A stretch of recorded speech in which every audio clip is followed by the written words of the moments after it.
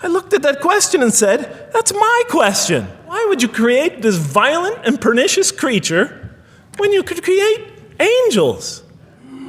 You can't just get off that easy. You can't just tell me you know exactly what you're doing. Not after what I've been through. And it began like this.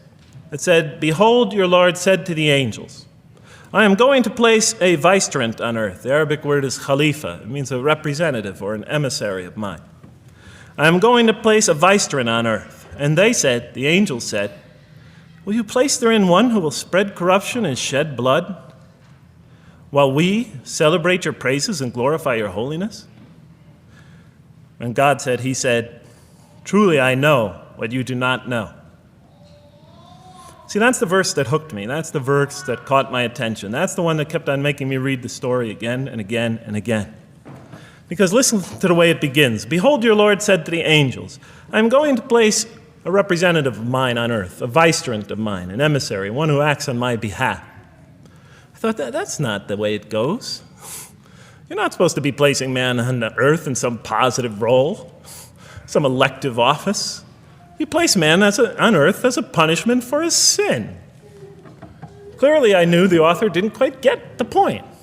But still, it was an amazing line. But then I come to the next line, and it says, and the angels say, will you place therein one who will spread corruption and shed blood, while we celebrate your praises and glorify you? I looked at it again. I couldn't believe the question.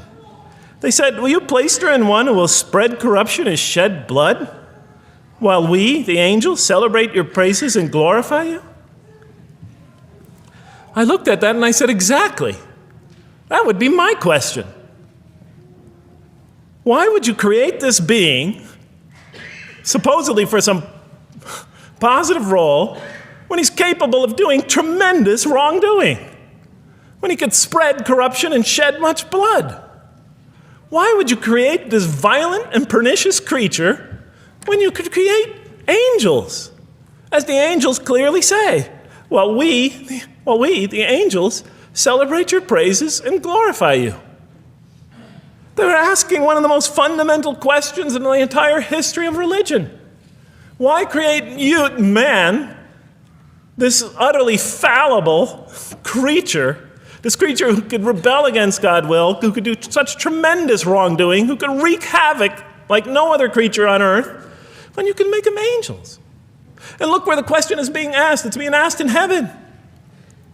It's almost like saying, look, why don't you just make them angels and be up here in heaven with us, you know?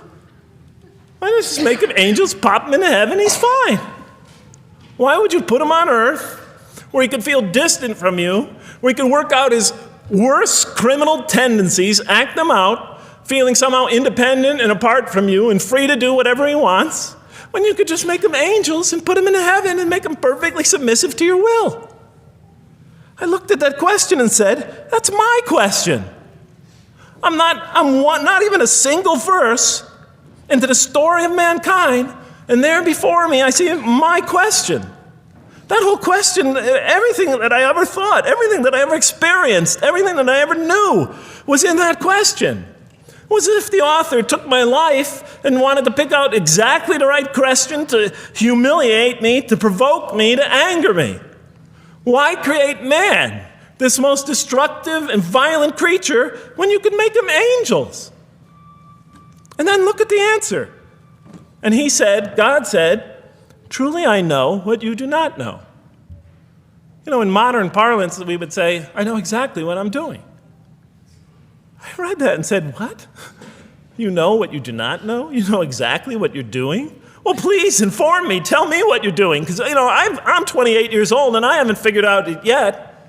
And I have a lot of issues that I'm still dealing with that's connected to this question. You can't just get off that easy. You can't just tell me you know exactly what you're doing. Not after what I've been through. Not after you made me this way.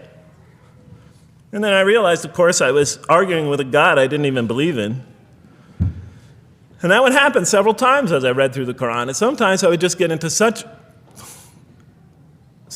agitated by what I read, I'd start arguing with this voice that I'm reading before me, that's calling to me. So we turn to the next verse. Well, it turns out that the Quran just doesn't dismiss the question. It starts to answer it a little bit. And in the next verse it says, and he taught Adam, God taught Adam, the names of all things. And then he placed them before the angels and said, tell me their names if you are right. So this verse is clearly referring to the previous one. But notice what it says. Now, I from my own background, I remember Adam naming things, but it wasn't connected to any answer to any philosophical question. But here, notice what it says. And he taught Adam the names of all things. And I realized already, just from the first verse, you got to read these verses very carefully because it's packed with a lot of symbolism and meaning.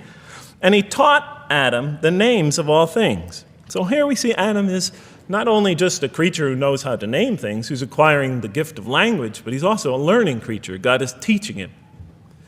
And right here, right in this verse, and it'll come even clearer in the subsequent verses, that the very first thing that the Quran is going to emphasize here is man's intellect. He is a learning creature. He is taught. And what is he taught? What is one of the great intellectual gifts he's given in response to the angel's question? The gift of language. Because through language, mankind could not only learn, but he could learn things not only through his own experience, but he could learn things that other people have experienced of times and places that are hundreds, thousands of years and miles separated from him. And so that all our knowledge becomes cumulative. Every generation learning from the generation before it. I'm learning today from authors I read from other sides of the world that may have existed 2,000 years ago. And so we all contribute to our collective learning and knowledge. And so I'll see later in the Quran, when the Quran will emphasize this again and again and again. Like in one verse it says, read in the name of your Lord who created. Created a man out of a tiny creature that clings. Read, it commands the reader. For your Lord is most bountiful. Why is he most bountiful? What great gift did he give you? For he taught man the use of the pen. And through it taught him what he otherwise could not know. And time again, the Quran will call upon man to use his intellectual faculties and swear by his intellectual faculties and to use them correctly because they play a fundamental role in guiding him to truth. I never came upon a scripture that puts so much emphasis on the correct use of our intellectual faculties, on the harnessing of reason in helping us attain to faith. And he taught Adam the names of all things. And then he placed them before the angels and said, tell me their names if you are right. Okay, you have this objection, you have this natural question about this creation of mankind. Here, this mankind is this human being, this human creature is a learning creature. He has many intellectual gifts. Here, I'm going to place these things before you. Tell me their names if you are right about man. And what did the angels say? In the next verse they say, glory to you. We have no knowledge except what you have taught us. In truth, it is you who are knowing, the wise. They say this task, this intellectual test that's put before them is beyond their grasp. Notice what they emphasize. We have no knowledge. This would take knowledge. This would take an intellect that they don't possess. In truth, it is you who are knowing, the wise. You got it. It's easy for you. You have the knowing, the wise. You have knowledge. You have wisdom. But this would take knowledge and wisdom that is beyond us. And so in the next verse we read, and he said, "O Adam, tell them their names." And when he had told them their names, notice how it's just like it's nothing for him. For mankind, he has this phenomenal ability. And when he had told them their names, as if it's just a triviality for man, he names them. "O Adam, tell them their names." And when he had told them their names, God said, "Did I not tell you that I know what is unseen in the heavens and the earth? And I know what you reveal and conceal?" And he's clearly going back to the angel's question. Yes, you have these natural concerns about the creation of mankind. Yes, he could do these evil things. But look at this tremendous intellect he has. This is something you have overlooked that you haven't considered. And that's clearly the point of these verses. Even though I felt that the author didn't quite, it was as if I realized that he just didn't misunderstand the story. He was taking one of the great stories in the history of humankind, one of the fundamental greatest stories in the history of mankind, and molding it and using it as a vehicle for an entirely original message. And God said, "Did I not tell you that I know what is unseen in the heavens and the earth? And I know what you reveal and what you conceal?" In other words, didn't I tell you I know exactly what I'm doing? And then in the next, and didn't I not tell you that I know what you reveal and conceal? I looked at that. What did they reveal and what did they conceal? What did their question reveal and conceal? I thought about it for a minute. Oh, it's obvious. What did their question reveal? You just go back and look at the question. It revealed the sinful and sinister propensities of man. I mean, it's obvious, right? Why are you all looking at me like that? You're starting to scare me. You're all looking very serious. Am I losing you? Wow. Okay. So, they revealed the sinister and evil propensities of man. But what did their question conceal? And all you have to do is think about it for a minute. Human beings, yes, they could do evil. Yes, they could do wrong. Yes, they could create misery. But they could also do exactly the opposite. They could choose to do evil. They could choose to do tremendous good. They could choose to do tremendous violence. They could choose to show tremendous compassion.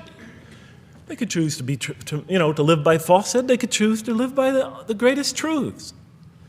They could be terribly ugly. They could be terribly beautiful. And up until that point in my life, I, like the angels, that only saw one side of the coin.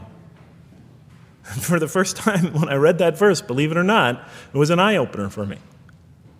I had always been obsessed with the evil potentials of human beings. When I read that verse, I realized that, and I had a great example right in front of me with my own mom, I realized that I had been blinded by only one side of human nature. So we go on to the next verse. "And behold, we said to the angels, bow down to Adam." Before leaving, make sure to subscribe, share your comments, and turn on notifications for the latest updates.